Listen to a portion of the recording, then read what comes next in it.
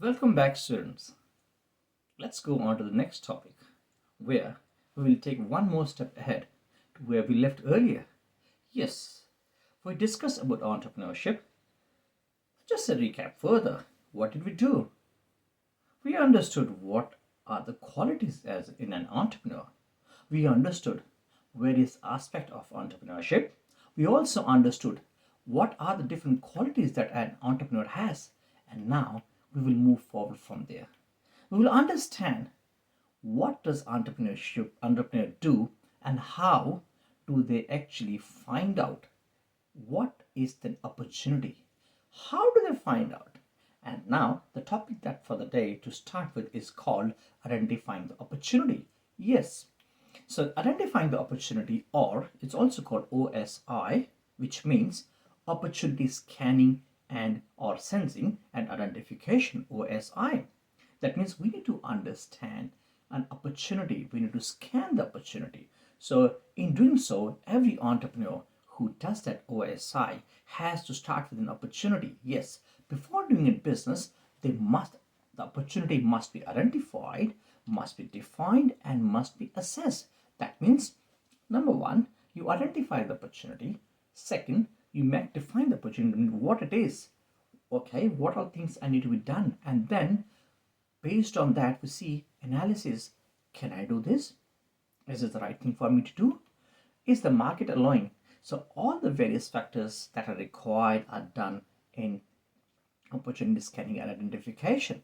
What we're going to do is we are going to work further in how an entrepreneur establishes that. We need to understand the fact that how does idea come to the mind of an entrepreneur, that what is an opportunity, what opportunity can actually become as an enterprise. So that means there's something that we need to work out. But is it easy to find out? I don't think so. It's easy to find out that what entrepreneurs do to identify an opportunity, isn't it? Okay. Now there was actually a survey conducted to find out and onto the structure and promotion of small scale industries in India, and it was based on the fact to find out for the future development what entrepreneurs do, and they probed the existing entrepreneur. That means they asked a question to the previous entrepreneurs as to what motivated them. So what is the point that motivates them to establish or set up their own business or an enterprise? Now there are few results which I'll share with you.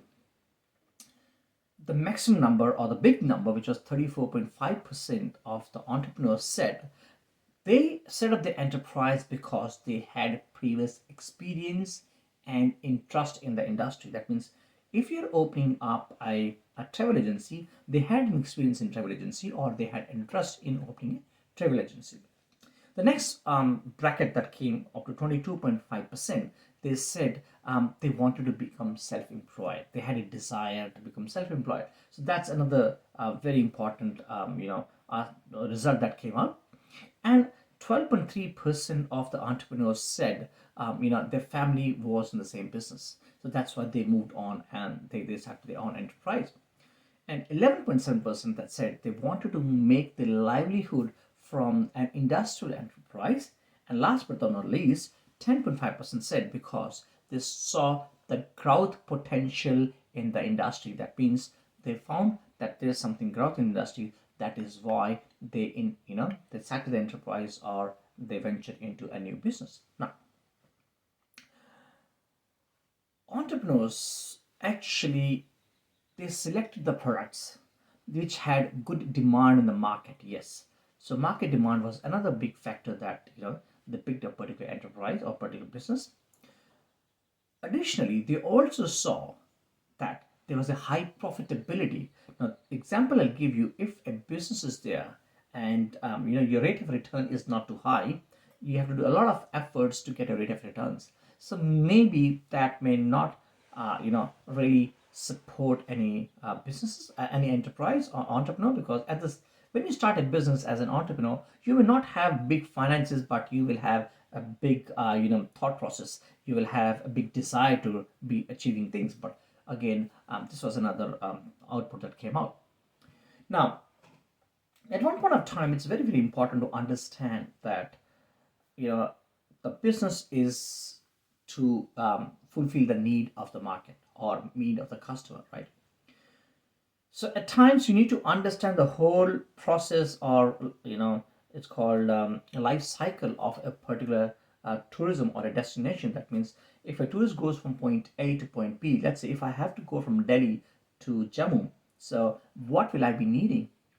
Where will I be taking access? I mean, transportation. Where will I be staying? Where I will be eating out? Where will I be doing my entertainment and any other activities? So, what all things are there? So, all those, you can have to see the full cycle, and how will I come back to my hometown to Delhi. Now, in doing so, what do we see? We see, is there anywhere that it's not being properly covered?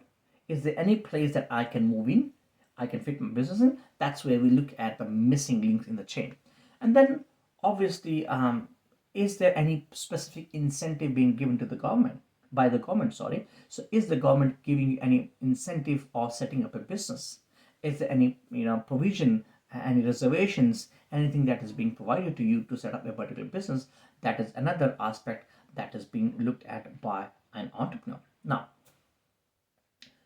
to my understanding, and to be very honest, there are a lot of opportunities, especially in India. We can do a lot of opportunities um, in terms of starting an entrepreneurship. Yes, you need to have entrepreneur mindset. That means you need to set up something. Otherwise, there's no shortage of any opportunities. We are way too many, and we really can bring out a lot of new things and new businesses to cater different needs of the customer. I'll come to that a little bit later, but then one important thing before that is that you must be very, very careful. You must be keen observer to customers' needs. If you know your customer needs, if you know the taste of your customer or the latest trends which are going in the market, I tell you, you really are already done. 90% of your job is done to set up your own business. So that's another thing, that you need to know the needs of the customer. So which comes in, that kicks in another name, or you call a terminology called profiling your tourist. Profiling your tourist. Yes, that's right. Now, what happens is that we need to see how, in the process from Delhi to Jammu back to Delhi, you need to see the process. Who all are people going to Jammu from Delhi? What is the intent? How many days? What are the necessities? What are the needs? What are the likes and dislikes? How many days do they stay? So all those questions that you need to ask and check and verify, and you then say, okay, fair enough, I'm going to deal with young customers who are between maybe 16 to 30, unmarried young customers who are interested in, let's say, in there's a place in Jammu where you can have rowing. Yes, okay. The water sports, or the place called Patnitop or Batot where you can have skiing. So you are now focusing on that, or maybe motorbiking, or maybe you want to set up something in what is it called? What's called mountain biking, or any such tours that you want to set up and start. And that's something, you will focus on particular that category, which is called profiling your tourist. And then we look at, obviously, in your mind you will not be looking at, in the beginning you may not get much customers, you may have very small market, a niche market, but you need to work on your market and looking at how do I grow in a long term perspective, along with the taking care of the environment, or being responsible tourism or eco-friendly tourism. So that's another aspect and area where a lot of opportunities available that we can work on. Now what we're going to do is to make you understand further how do we scan the opportunities. There are a few examples of scenarios. We'll go through a few scenarios, and I'll ask you a question for each scenario, then give you answer for each scenario for you to understand it better. So let's take scenario one. In scenario one, JD, it's a name, JD realized that a number of visitors, they visit to a wildlife sanctuary, but they may not be attracted just only by looking at a tribal village, but they may like to share their experience with the tribal villages, right? So I'll repeat, JD realized that a number of visitors into a wildlife sanctuary might not be attracted only by looking at tribals, but might be interested to share their experience with the real tribal life. Now, what he did, he mobilized the resources to create a tribal village, and he named the village called Spice Village. So what he did, he employed local tribals to actually stay there in that village. He offered accommodation and the local cuisine where people could go and experience them.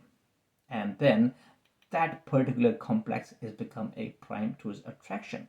Now my question to you over here is, what did JD do? What was the opportunity that he found? So come on, think about it.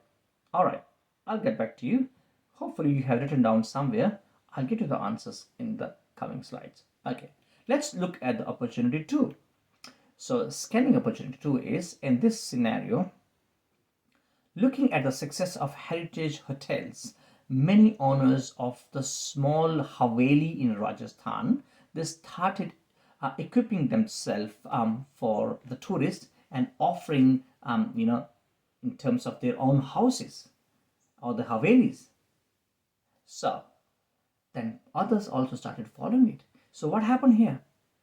Come on, think about it. What was the opportunity here and what was opportunity scanned over here? That is our scenario 2, Haveli, right? Now let's go to scenario 3. Now in scenario 3, there was a place, tourist destination where entertainment in the evening was lacking for the tourists at the destination. Mrs. K rented a farmhouse. At the destination, she rented a farmhouse. She started a kitchen and also arranged a folk dance and music in the light, in the nighttime. Now, what she did that, she linked with the tour operators and asked them to develop a package that the tourists at the destination could come to that farm in the night time with the music and the food. Now the business picked up. Tell me, what exactly was the opportunity over here for Mrs. K? Right? That's another question. Third, let's go to the last scenario, which is scenario number 4. Now it's again, all the scenarios are going to ask you to scan the opportunity. All right. Now here, Mr. KK, he heard at a social gathering that Department of Tourism was developing a special tourism package, promotion package for Japan. Now he picked up the information from the sources and he verified the information. Now, he was aware that there was 1 year time for the promotion campaign in Japan to bring tourists to India, and another 6 months after the tourists could actually react and follow that marketing advertisement, that promotion that was done in Japan, to come back to India. So what he did, he actually started learning Japanese, and he also learned the skills of becoming required to become an escort. Today he's a freelance what's it called, a tour guide. He's escort and more sought after escort, and he's trying and thinking of opening his own escort agency. What did Mr. KK do? What was the opportunity that Mr. KK picked up? This is another aspect or another question you should ask yourself. Okay, I believe you have written down the answers for the questions I asked you each opportunity. Let's go back and have a look at it. All right, let's look at a recap of the spotting or scanning the opportunity scenarios. In the first scenario, which was JD, he used his own imagination. Yes, JD used his own imagination in terms of a wildlife sanctuary to make a spice village where people could come and enjoy the real experience with the locals or the tribals. Now in the second scenario, there was an idea which was picked up. Yes, the idea was heritage. The Havelis, and people started using the Havelis and they started doing the business. In case 3, in term of the third scenario, where we had Mrs. K, so Mrs. K, where she actually rented a farmhouse, right? So what did Mrs. K do? Mrs. K actually looked at the observation, that he looked the experience of the customers. He realized, there's something missing in the night time and something can be done. And then she did that. And last and least, Mr. Fourth, which is Mr. KK, what did he do? He heard and open and verified from his circus and Department of Tourism that there was a new campaign for promotion was going on in Japan. That means people from Japan will come to India. That means they will need a language, isn't it? So he actually learned language and to escort. He became very much famous. And not only that, now he's starting his business